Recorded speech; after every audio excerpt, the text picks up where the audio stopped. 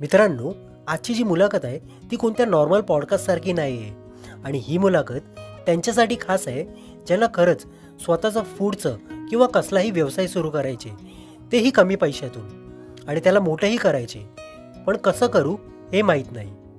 धंदा कुठे टाकू, भांडवल किती लागेल, असे बरेच प्रश्न त्यांना पडलेले आहेत.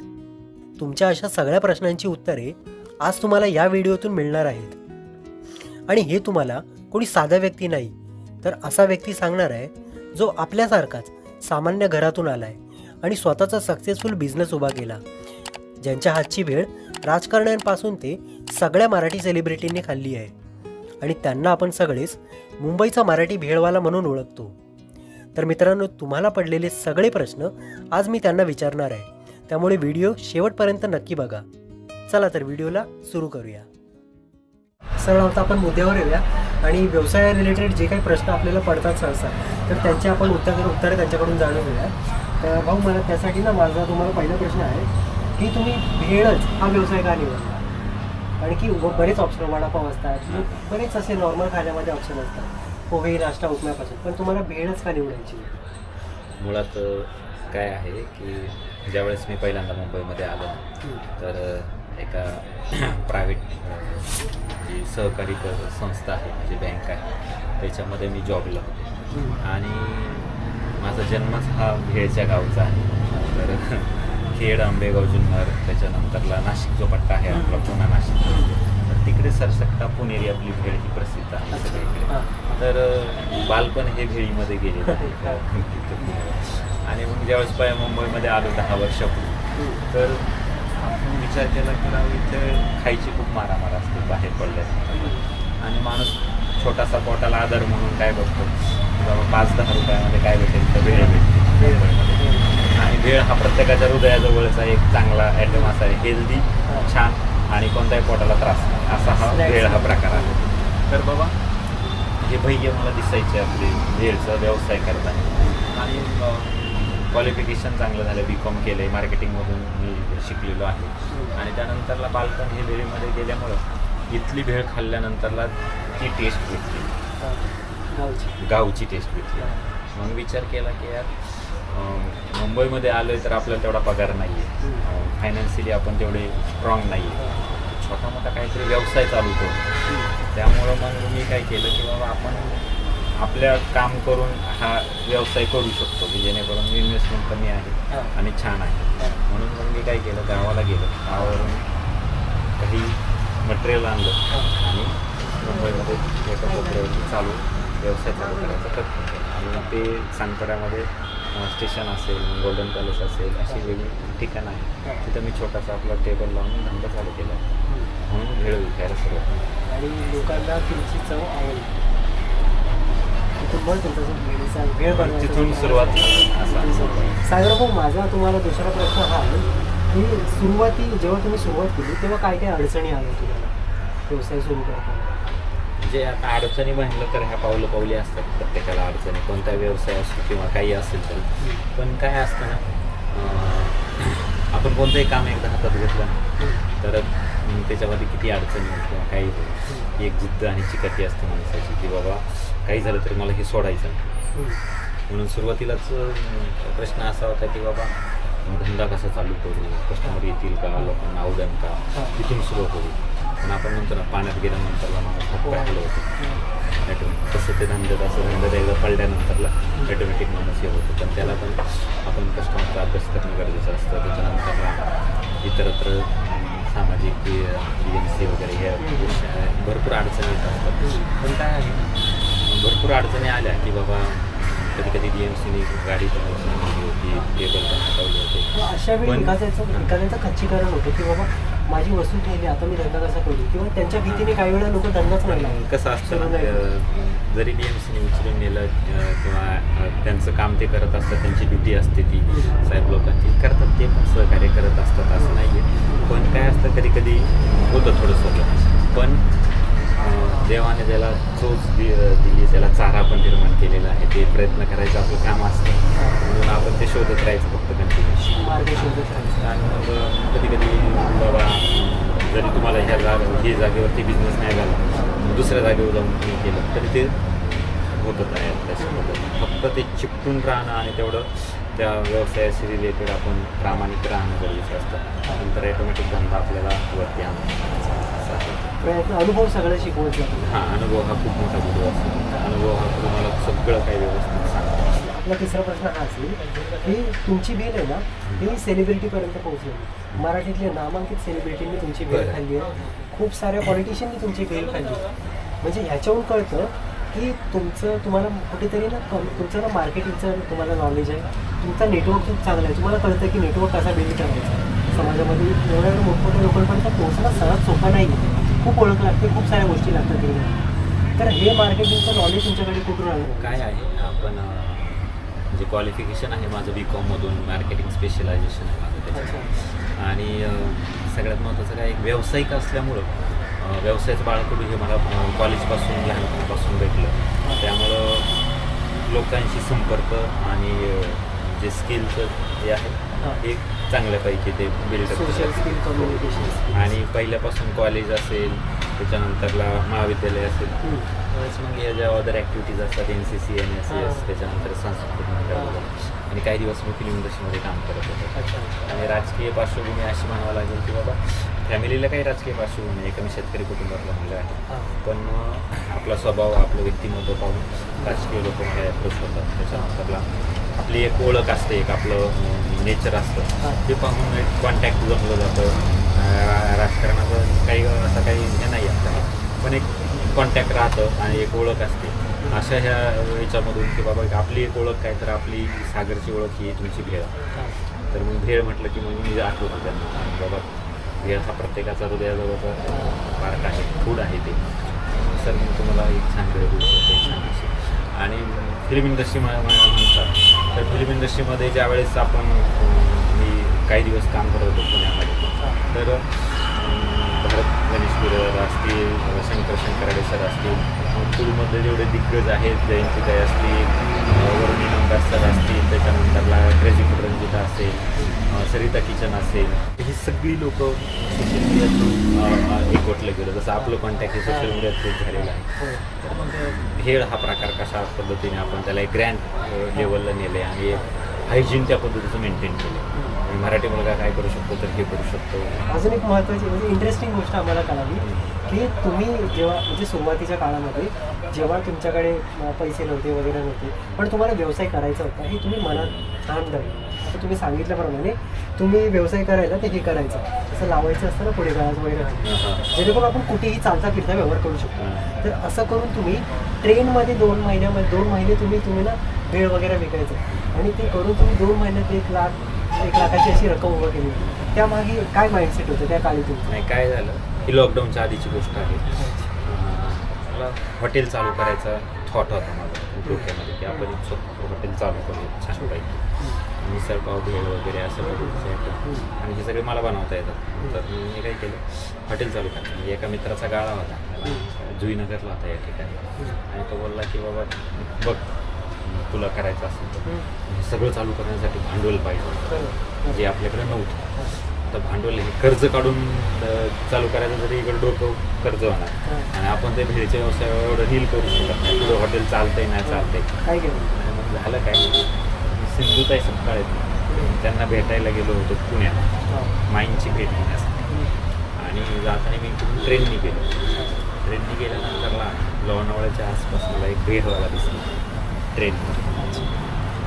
जी भेळ मी त्यावेळेस इथं 10 रुपयाला 15 रुपयाला विकत होतो ना तीच भेळ ट्रेनमध्ये 25 आणि 30 रुपयाला जातो. मी पाहिलं त्याची भेळ घेतली मी 30 रुपयाची भेळ आणि खाल्ली. याच्यापेक्षा मी कितीतरी पटीने भारी भेळ तर तो बोलला की ठीक आहे. मी भेळ खाल्ली आणि बाजूला झालं. त्याच्यानंतर मला माईंना भेटलो तिकडून आलो आणि नंतरला मला हॉटेलची ती ऑपॉर्च्युनिटी होती आणि मी हॉटेल चालू करायचा हा थॉट फक्त डोक्यात ठेवला होता. पण याच्यासाठी भांडवल कुठून उभं करायचं म्हणून म्हटलं हा भैया जर ट्रेनमध्ये भेळ विकतो तर आपण तर विकू शकत नाही. मी काय केलं ट्रेनमध्ये भेळ विकायचं म्हणलं आता काय करू आपण 1-1.5 महिना ना ट्रेनमध्ये भेळ विकायचं. का विकायची का तर तिथून कॉस्ट जास्त आहे त्या भेळची मार्जिन जास्त भेटते हां. त्यानंतरला तिथे नवीन कस्टमर आहे, जे एक कस्टमरला मी भेट दिल्यानंतर ते मला परत कधीच भेटणार नाही. एकदम नवीन नवीन एकदम सगळे नवीन. फ्रेश नवीन. हो. आणि मग मी ठाण्यात बसायचा, लोणावळ्यापर्यंत जायचा, कधी कधी पुण्यात पण जायचा, तिकडून परत यायचा रिटर्न. 2-3 हजार रुपये भेटायचे त्यावेळेस. मग असं करून करून करून 1-1.5 महिन्यात ते केलं. त्याच्यानंतर म्हणलं इथेच दिवसाला हां 2-3 हजार मग काय लागते. आणि मग 1-1.5 महिन्यात ते केलं. जास्तीत जास्त 2 महिने. 2 महिन्यात पैसे भेटले मला. आता म्हणलं हे आपलं भांडवल तयार झालेलं आहे, ना की कर्ज फेडायचं आहे, ना की काय करायचं, एवढाच जुगार खेळायचा आता मस्त पैकी, पुढं होईल ते होईल. आणि मग ते मी हॉटेलला पैसे लावले. हॉटेलला लावल्यानंतर 1 वर्ष 2 वर्ष छानपैकी रन झालं सगळं. त्याच्यानंतर लॉकडाऊन आलं. लॉकडाऊन आल्यानंतर आता सगळं बंद करायला लागलं. लॉकडाऊनमध्ये सगळं इकडं तिकडं झालं होतं, जग इकडचं. अशा पद्धतीने ते पुढं पुढं चालत गेलं. म्हणून ट्रेनमध्ये आणि ते जो किस्सा आहे ना तो तसा आहे. ते एवढंच सांगेल की बाबा आज जो व्यवसाय करतोय, जे काय करतोय आपण, त्याच्यात खूप समाधानी आहे आणि माझ्या संपूर्ण गरजा भागवून छानपैकी कुटुंब चालवतोय आणि त्याच्यात मी समाधानी आहे. जेणेकरून बाबा छान आज आपल्याला एखाद्या याच्यात जॉब करून मन मारून जीवन जगण्यापेक्षा व्यवसाय करून चांगला आहे. तुमच्यासमोर दिसतंय, तुम्हाला सगळं सोशल मीडियाच्या माध्यमातून कळतंय. त्यामुळं आणि लोकांना प्रश्न पडतो की ट्रेनमध्ये भेळ आणि मी म्हणजे कसं वाटतं इगोला, म्हणजे काय आपलं आहे? वाटतं ना की बाबा लाज वाटते किंवा कसं असतं माहिती आहे का, आपण जो लाजला तो संपला असं म्हणतात ते वाक्य आहे. बाबा तुम्ही पोटासाठी करताय, तुमच्या स्वतःसाठी करताय, ते पर्सनली माझं मत आहे. त्याच्यात लाजणं हा प्रकार करायचा. तो लाजतो तर त्याचे प्रॉब्लेम तोच फेस करतो. आपण का लाजायचं ना, माझं मी कमवते, मला कमवते, माझ्या कुटुंबासाठी करायचं. तर ते तुम्ही काय एफर्ट्स घेताय ते तुमचे तुम्हाला कळतं. आज मला माझ्या घरामध्ये किंवा माझे काही प्रॉब्लेम आहे त्यासाठी कोणी दुसरा व्यक्ती येऊन म्हणणार नाही का तुझे लय प्रॉब्लेम चालू आहेत, ते करतो, मी तुला काही मदत करतो. केली तरी तो मित्र म्हणून करेल, त्याला रिटर्न तर द्यावा लागेल. तसंच आपण आपले प्रॉब्लेम सॉल्व्ह करण्यासाठी आपण का लावायचं. आणि ही मुंबई आहे, बाहेरची लोक येऊन नाही लावत, आपण मराठी माणसाने का लावायचं. बाहेरचे आता तुम्हाला सांगतो मी ना मुंबादेवीला कामाला आहे, तर तिकडे मी बघतो मला ना मोजके बोटावर मोजणे इतके मराठी माणसाचे धंदे दिसतात. बाकी सगळे तिकडे गुजराटी, मारवाडी, मुसलमान त्यांचे सगळे काही. माझंही फिरणं होतं तिकडे, तर ते ती लॉबीज तयार. आणि अजून एक इंटरेस्टिंग गोष्ट तिथली ही आहे की तिकडे ना जे दुकान मालक आहे ना हा तिथल्या बऱ्याच जाण्याचा मराठी माणूस आहे, जुना माणूस. पण ती जागा चालवतो तिथला भाड्याने घेतलेला गुजराती मारवाडी आणि तो पैसे कमवतो. आणि हा मराठी माणूस दुसऱ्या दुकानात कुठेतरी जॉबला आहे. तसंच असतं. म्हणजे हे काय की म्हणजे का मराठी माणूस का व्यवसाय करायला घाबरतो किंवा लाजतो का, असा प्रश्न आता बदल होत चाललेला आहे. होत चाललेलं दिसतं आहे. आपल्याला की धंदा करणाऱ्या माणसाने जुगाडी असावं का, आणि जुगाड वगैरे शिकला पाहिजे का, किंवा जुगाडाचा धंद्यामध्ये किती महत्त्व आहे.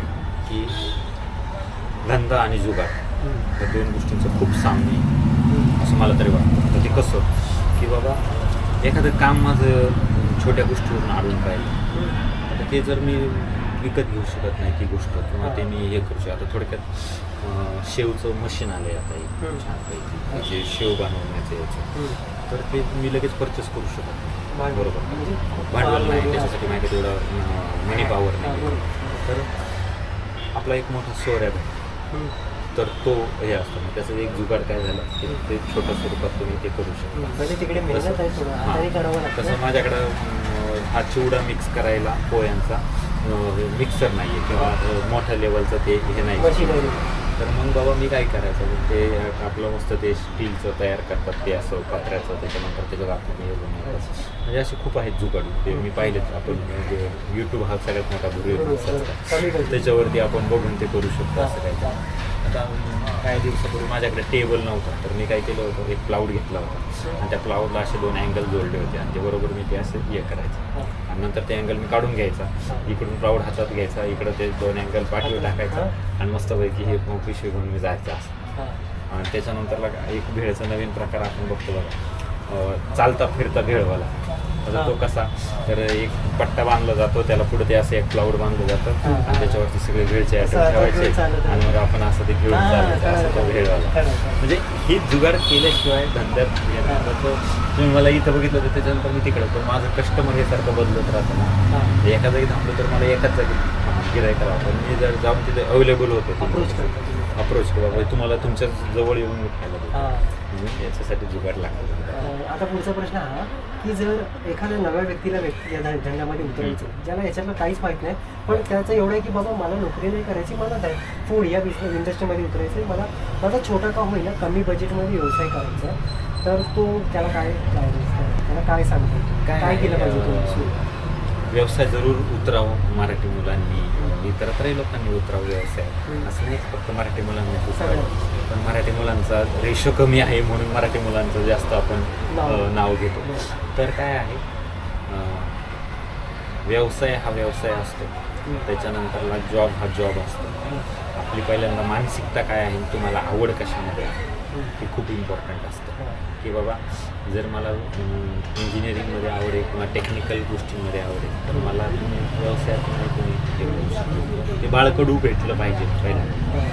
आणि ते बाळकडू असेल, तुमच्याकडे तेवढं एफर्ट्स घेण्याची ताकद असेल, कष्ट करण्याची तुमच्याकडं चांगली हे असेल, जिद्द असेल, तर तुम्ही व्यवसायात पारंगत होऊ शकता.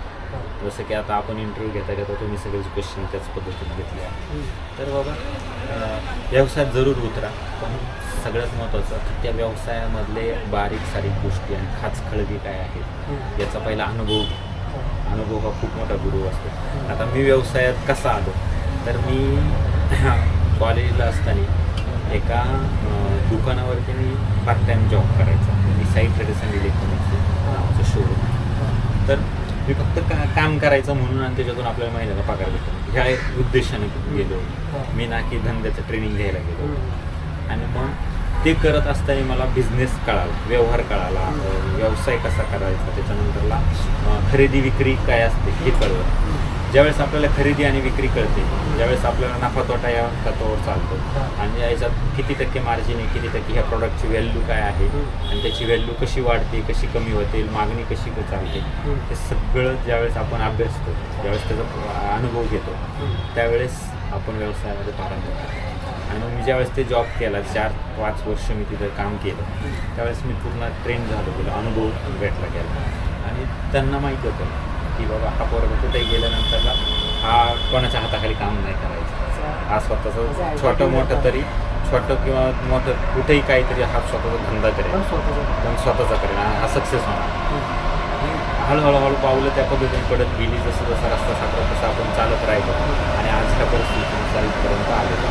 तुमचंच काहीतरी सुरू करायचं आहे, पण मग समजा मग त्याने ऑप्शन कशी निवडावे, कारण की बरेच सारे खाण्याचे पदार्थाचे ऑप्शन, तर त्यांनी तो ऑप्शन कसा निवडावा? काय आहे, आता मला भेळ बनवता येते, पण सुरुवातीलाच मला भेळ बनवता येत होती का? नव्हती. मी काय केलं, कुठून तरी बाबा 2-4 भेळवाले पाहिले, त्याचं सर्च, म्हणजे एखाद्या गोष्टीचा सर्च करायचं. वडापाव असेल, वडापाव सगळे विकतात, काही ठिकाणं अशी आहेत की त्याचं त्या ठिकाणी चांगला वडापाव, आपण आवर्जून तिथं चहा प्यायला जातो. भेळ म्हणजे तुम्हाला कोणतीही गोष्ट विकायची आहे तर ते कसं बनतं किंवा ते कोण बनवतं आहे आणि त्या गोष्टीविषयी पूर्णतः माहिती आपली नाहीतर आज आपण पाहतो नाही मग आपण याची फ्रँचायसी घेऊ आणि लगेच चालू करू, आपल्याला नफा भेटेल, हे करू ते करू. त्याच्यातून काय होणार आहे, तुम्ही पैसे लावणार, धंद्यात उतरणार आणि नंतरला 2-4 महिन्यांनी परत धंदा म्हटलं की तुम्ही राम करणार छान. ज्यावेळेस मी हॉटेलमध्ये लॉसला गेलो, त्याच्यातून म्हणलं हा लॉस कसा भरून काढायचा, तर तो लॉस भरून कसा काढायचा, तर मी पुन्हा भेळचं धंदा चालू केला. तुम्हाला माहिती होतं का मला भाडं द्यायचं नाही का, मला किंवा काही हे नाही करायचं, पण भेळचं नंतर मी मार्जिन काढून ते काढू शकतो. मग परत लॉसमधून बाहेर आलो, परत आज ह्या परिस्थितीला आलो. लॉस एक पचवलेला आहे मी, एकदा अपयश पचवले, अपयशातून यश काय असतं हे माहिती. त्यामुळं सुरुवातीला त्या प्रॉडक्टविषयी तुम्हाला पूर्णतः माहिती आहे किंवा तुमच्याकडे एक कला आहे. आता कला ही फक्त आपण TV सिरियलला पाहतो ती नाही, धंदा ही एक कला आहे आणि ज्याला ती जमली तो सक्सेस आहे. सागर बघा, आपण ऐकलं की मुंबईमध्ये किंवा इंडियामध्ये असं म्हणतात की स्ट्रीट फूड म्हणजे अनहायजेनिक, म्हणजे तिकडे फक्त चव बघितली जाते, स्वच्छता वगैरे सहसा बघितली नाही जात. बनवणारे पण असतात आणि खाणारे तर लक्ष देते. पण तुमच्या बाबतीत तुम्ही एक्सेप्शनल आहात त्या बाबतीत. तुमची वेळ ही खूप हायजेनिक म्हणून ओळखली जाते, चांगली चांगली म्हणून ओळखली जाते, म्हणजे सगळं परफेक्ट असतं तुमच्याकडे. तर हायजीनला इतकं तुम्ही महत्त्व कसं काय देता? काय आहे, शेवटी आपण रस्त्यावरती धंदा करतो आणि आरोग्य खूप महत्त्वाचं आहे, तुमचं, माझं आणि माझ्या कस्टमरचं. तर करायचं तर त्या चांगल्या क्वालिटीमध्ये, चांगल्या याच्यामध्ये, आणि ह्या याच्यामध्ये माझ्याकडे पाहिल्यानंतर तुम्हाला वाटेल की काहीतरी खावा इथे, किंवा याच्या काय आहे याच्याकडे विकायला, तर ते आपल्याकडे बघून वाटतं माणसाला. म्हणून पहिल्यापासूनच थॉट हा डोक्यात असा ठेवला होता की कोणताही व्यवसाय करताना त्याची स्वच्छता हा खूप इम्पॉर्टंट, आणि टापटिपीतपणा, त्याच्यानंतरला तुमचं नेचर, तुम्ही कसे राहताय हे खूप इम्पॉर्टंट असतं. तर थोडक्यात सांगायचं झालं तर भैया म्हटलं का आपल्याला ते असं हात वगैरे हे केलेलं पाणीपुरी, म्हणजे ते एक त्यांचं ते आयडेंटिटी झाली. पर्स्पेक्टिव्ह आपली नजरच अशी बनली की अजून आता मराठी मुलं बिझनेसमध्ये उतरताना काय करायचं, हॉटेल लाईन म्हटलं की आपल्याला सगळ्यात महत्त्वाचं काय असतं, स्वच्छता असते. आपण कुठेही बाहेर पडल्यानंतर आपण विचार काय करतो की बाबा स्वच्छ आहे काही, पहिलं इथून सुरुवात होते. म्हणून बाबा माझ्या कस्टमरचा दर्जा हा ह्या लेवलचा पण आहे, ह्या लेवलचा पण आहे, ह्या लेवलचा. मला हे तिन्ही लेवलचं कस्टमर हवं आहे. तर मला सगळ्यांना धरून राहायचं असेल तर मला स्वच्छता खूप इम्पॉर्टंट आहे. म्हणून आपण जो काय भाजीपाला यूज करतो आहे, त्याच्यानंतरला शेव असेल, पापडी असेल, त्याच्यानंतरला चुरमुळे असतील, शेंगदाणे असतील, चटण्या असतील, त्या चटण्या असेल, शेव असेल, तर हे जे मागचं तुम्ही बघताय ते स्वतः मी बनवतो. त्याच्यासाठी जे बेसन पीठ आहे ते प्रॉपरली याचं चणा बेसन पीठ असतं, किंवा जेणेकरून त्याच्यात कोणत्याही प्रकारचं बेसन, चांगल्या क्वालिटीचा भाजीपाला यूज केला जातो जो चांगल्या पद्धतीचा आहे. आणि लसूण बिसून जो काही कच्चा माल लागतो तो माझ्या शेतातलंच मी वापरतो. तर म्हणजे याच्यात ती क्वालिटी कशी डेव्हलप केली ते आपलं स्किल असतं. म्हणून हे सगळ्या गोष्टी वापरण्यात, हे करण्यात आपण स्वच्छता ही खूप राखली आहे, आणि ते प्रकारचं हायजीन मेंटेन केलं आहे, जे तुम्हाला आता दिसते सगळ्या याच्यामध्ये स्क्रीनवर. म्हणजे जर तुम्हाला लॉंग टर्ममध्ये चालायचं आहे, मार्केटमध्ये टिकायचं आहे फूडच्या, तर बाबा तुम्हाला लोकांच्या आरोग्याला धरून, लोकांच्या हिताला धरूनच तुम्हाला काम केलं. कमी कमी याच्यामध्ये कसं असतं, त्या बिझनेस कोणता चालू करतो फूड त्याच्यावर. फूड रिलेटेड, पण फूडमध्ये खूप प्रकार आहे. साखर सांगायचं तर समजा भेळ असेल, तर भेळ ही तुम्हाला कशा पद्धतीने विकायची हे खूप इम्पॉर्टंट आहे. त्याला जर लागणारा कच्चा माल आहे तो तुम्ही बाहेरून घेत असाल तर बाबा 2, 4, 5 हजारात, 10 हजारातही तो बिझनेस चालू होऊ शकतो. तर तुम्ही ते किती स्वरूप त्याचं किती मोठं आहे का छोटं आहे हे खूप इम्पॉर्टंट आहे. त्याच्यावरती प्रत्येक व्यवसाय हा अवलंबून आहे. म्हणजे माझं पर्सनली मत हे आहे की त्याचं स्वरूप किती मोठं का छोटं ठेवता येतं. आता स्टेबल वगैरे लावून करायचं तुमच्या घरच्या याच्यानुसार तुम्ही ते पण करू शकता. कमी बजेटमध्ये. हां, ते म्हणजे मी तर त्यावेळेस चालू केलं होतं 2 ते 3 हजार. म्हणजे ते तसं तुम्ही चालू करू शकता, पण ते आता नाही होऊ शकत. आता महागाई वाढली गेलेली, आता सगळ्या गोष्टी. कर्ज काढून बिझनेस केला पाहिजे नाही, मग मी तर त्या मताचाच नाही आहे पहिला मुद्दा. कारण की कर्ज काढून बिझनेस करायचा म्हणजे उद्या तो बिझनेस लॉसला जाणार आहे का, तो फायद्यात येणार आहे का तोट्यात येणार आहे हे तुम्हाला माहीत नाही आहे. पहिला मुद्दा, तुमच्याकडे एक्सपिरियन्स नाही आहे. आणि जर तुम्ही कर्ज काढून बिझनेस करत असाल तर ते माझ्या तर विचारसरणीच्या बाहेर आहे, आणि करूही नका. मी पर्सनली माझ्या मित्रांना नका करू. कारण की जर तुम्ही जर ऑलरेडी त्या बिझनेसमध्ये आहात आणि आता पैशाची गरज आहे, प्रॉफिट होतं आहे, आणि मग तुमचं कस्टमर रेडी आहे की नाही, त्याच्यानंतरला मार्केटचा सर्वे माहीत नाही किंवा काय होईल पुढं परिस्थिती माहिती नाही, कशाला वेळी ते असं असतं. सोलो व्यवसाय करणं गरजेचं चांगलं आहे का पार्टनरशिप? सोलो स्वतःच. आता पार्टनरशिप टिकत नाही, आणि आता परिस्थिती खूप बदललेली, लोकांची मनं बदललेली आहेत, त्याच्यानंतरला विचारसरणी बदललेली आहे, आणि पैसा हा पैसा असतो. पैशामुळे भरपूर आपण नातेसंबंध. तर स्वतःचं असेल तर डिसिजन मेकर एक व्यक्ती असतो, आणि तो डिसिजन रिक्स म्हणजे उद्या लॉस तर लॉस आणि प्रॉफिट प्रॉफिट. माणूस ते तन मन धन लावून करत असतो, आणि पार्टनरशिप म्हटलं का मग तो करीन मी विसंबोध. सगळ्यांना पडलेला आपला प्रश्न आहे की मुंबईचा भेळवाला हे नाव कसं काय पडलं?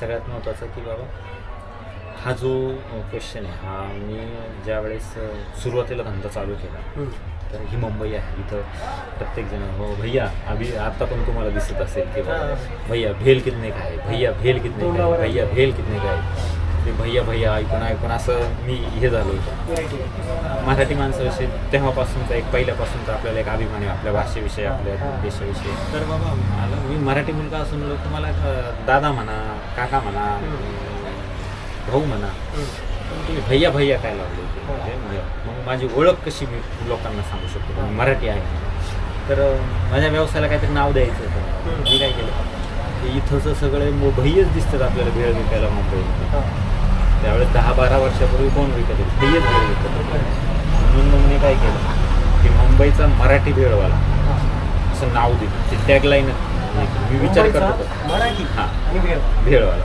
मुंबईचा मराठी भेळवाला डायरेक्ट अशीच टॅगलाईन दिली म्हणजे आता मी सगळीकडे तुम्ही पाहताय आणि म्हटलं आपलं स्वतःचं नाव देण्यात काय मजा नाही किंवा गोरडे भेळ म्हणून असं आपण नाही का म्हणतो जोशी वडापाव ते फक्त तेवढं पुरतं लिमिटेड राहील भेळवाला आज तुम्ही नाव वाचलं अरे मराठी बघतो म्हणून आपण त्याच्याकडे भेळ असं ते एक हे आहे म्हणजे नावातच मराठी पण आल्यानंतर लोकांना लोक पहिलाच अट्रॅक्ट होते आणि आता आपण ना त्यांच्याकडून त्यांच्या हाची जी स्पेशल मुंबईची जी स्पेशल भेळ आहे ती आता आपण त्यांच्याकडून खाणार आहोत. ठीक आहे दादा तुमची भेळ रेडी आहे या ठिकाणी आणि मी आधी टेस्ट करून बघतो तुम्हाला चव सांगतो मग आपण पुढे त्यांना विचारूया गोष्टी. माझ्या माफ करा कोणती भेळ भेटते आपल्याला सुकी भेळ खरंच चांगली चव आहे एक नंबर आहे.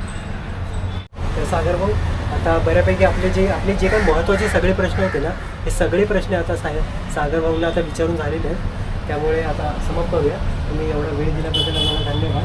अगदी मनापासून आभारी तुम्ही आलात छान वाटलं खास करून तुमचे धन्यवाद कारण की एवढ्या लांबून आलात तुम्ही खास दादरवरून आणि पुढील तुमच्या वाटचालीस तुम्हाला शुभेच्छा माझ्याकडून काही मदत लागली तर आवर्जून हाक मारा मराठी माणूस म्हणून तुमचा भाऊ म्हणून तुम्हाला आवर्जून आम्ही मदत करू.